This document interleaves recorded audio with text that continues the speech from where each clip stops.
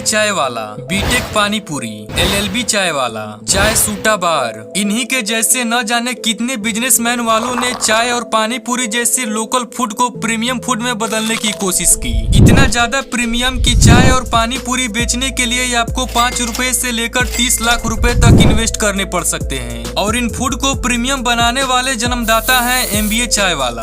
अभी तक तो कई लोग ये सोचते हैं कि एक MBA किया हुआ लड़का जिसको नौकरी न मिलने पर चाय की दुकान खोली। दरअसल MBA चाय वाला का मतलब है मिस्टर बिलोरे अहमदाबाद चाय वाला, यानी कि प्रफुल्ल बिलोरे। पर आजकल MBA चाय वाला यानी प्रफुल्ल बिलोरे को लोग सोशल मीडिया पर गाली क्यों दे रहे हैं? क्यों शहरों में प्रफुल्ल बिलोरे के नाम पर कंप्लेन दर्ज हो चुकी है? क्यों आज प्रफुल्ल बिलोरे अपने बिजनेस पर ताला लगाने के लिए मजबूर हैं? आज हम ऐसे ही सवालों के जवाब आपको देने वाले हैं।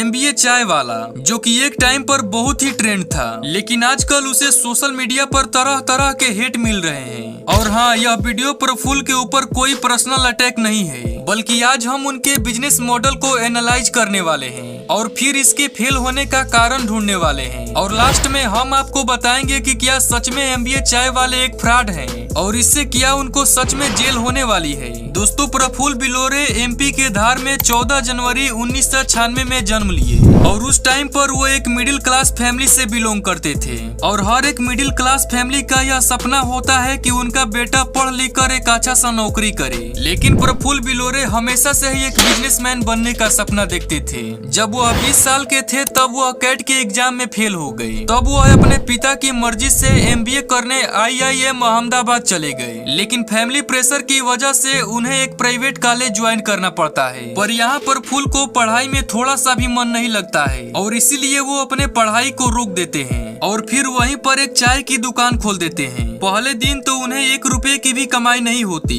लेकिन दूसरे दिन उन्हें 300 रुपए की कमाई होती है।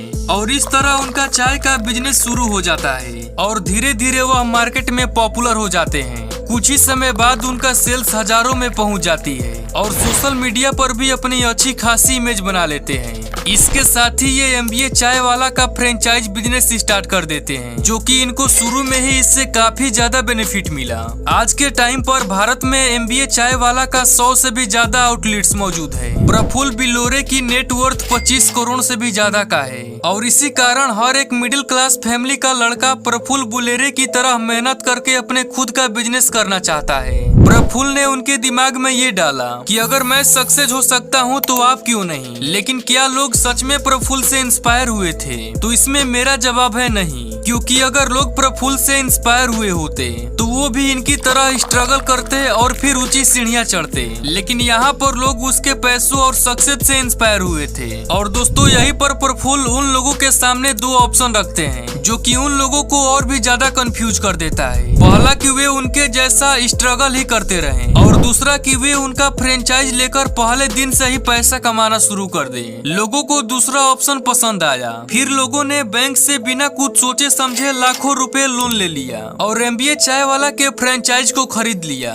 लेकिन थोड़े ही समय बाद प्रफुल्ल का यह बिजनेस मॉडल एक बहुत बड़ा फेलियर साबित हुआ और लोगों को काफी ज्यादा नुकसान भी हुआ। तो आखिर प्रफुल्ल का यह बिजनेस लोगों के लिए फेल क्यों हुआ? इसे समझने के लिए हमें फ्रेंचाइज मॉडल को समझना होगा। दोस्तों, फ्रेंचाइज मॉडल 4 तरह की होती है। पहला होती है कोको, यानी कि company owned company operated model. इसमें कंपनी फ्रेंचाइज को ओन करती है और उसे साथ ही ऑपरेट भी करती है। दूसरा है कोफो, यानी company owned franchise operated model, जिसमें कंपनी फ्रेंचाइज को ओन तो करती है लेकिन उसे ऑपरेट करने के लिए वो किसी तीसरे को दे देती है। तीसरा है फोको, यानी franchise owned company operated model, जिसमें फ्रेंचाइज ओनर उस आउटलेट्स का मालिक ही होता है लेकिन वहाँ के सारे ऑपरेशन कंपनी करती है। आखिरी है फोफो, यानी franchise owned franchise operated model, जिसमें कि कंपनी एक फ्रेंचाइज ओनर को अपने लोगो, ब्रांड आइडेंटिटी और ऑपरेशन ट्रेनिंग प्रोवाइड करती है, जिसके बदले में उससे फिक्स पैसे चार्ज करती है। यहाँ से फ्रेंचाइज की जिम्मा उसके ओनर को होती है। कंपनी इसके प्रॉफिट या लॉस की कोई जिम्मेदारी नहीं लेती। और दोस्तों, बिलोरे की फ्रेंचाइज इसी फोफो मॉडल पर वर्क करती है।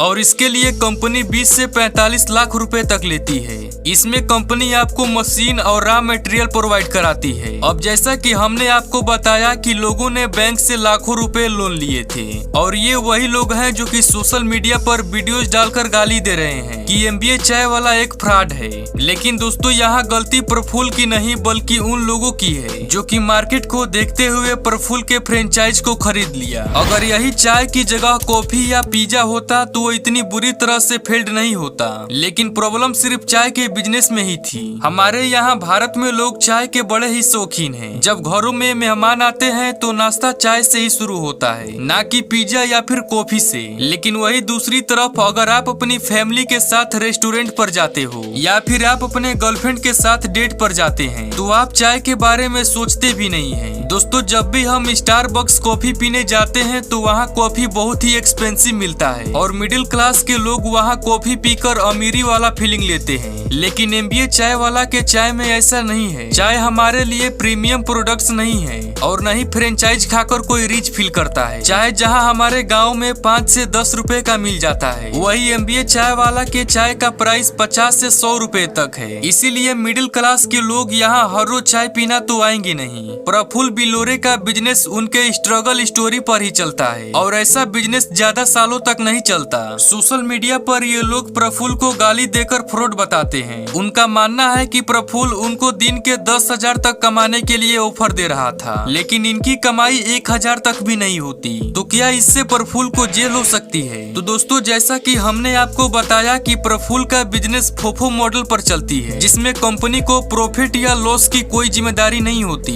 इसीलिए प्रफुल्ल हमेशा सेफ रहेंगे। बाकी दोस्तों आप कभी एमबीए चाय वाला के आउटलेट्स में गए हैं या फिर नहीं, कमेंट करके बताइएगा।